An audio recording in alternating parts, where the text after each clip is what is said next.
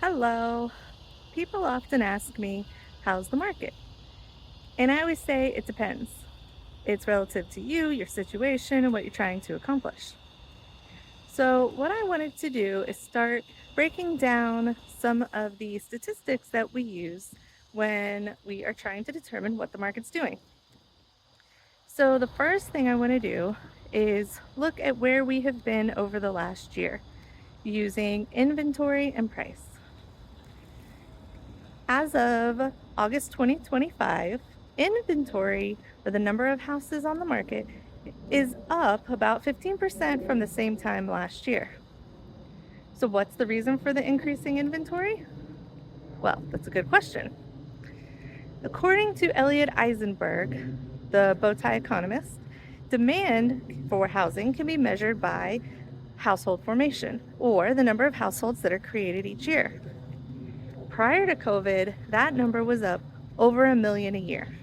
Since then, specifically in 2023 and 2024, that number was cut in half to just over 500,000 per year. That is a huge change in demand. So, if supply is up and demand is down, can we see that reflected in the price? Well, this is where it gets interesting.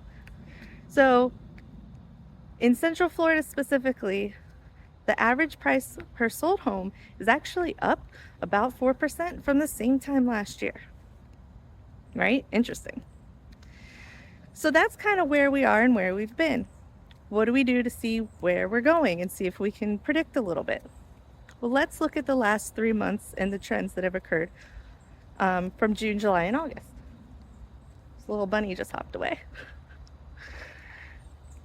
Anyways, from June, July, and August, the inventory went down just over 1% per month. Okay? Now, pricing has also gone down a little over 2% in total over those 3 months. So, is this a new trend? Is the market shifting? Or is this just a seasonal blip? Time will tell. And I'll keep an eye on it for you, don't worry. But what does all this mean? Another good question. So, right now, with historically housing prices being higher, it's a good thing for sellers because they still probably have equity in their homes.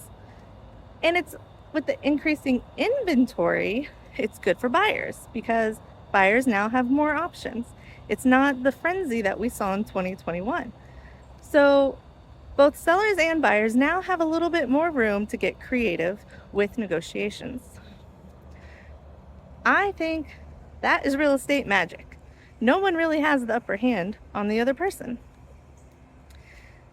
I hope this helps, and I will be back next week to talk to you about a balanced market. Stay tuned.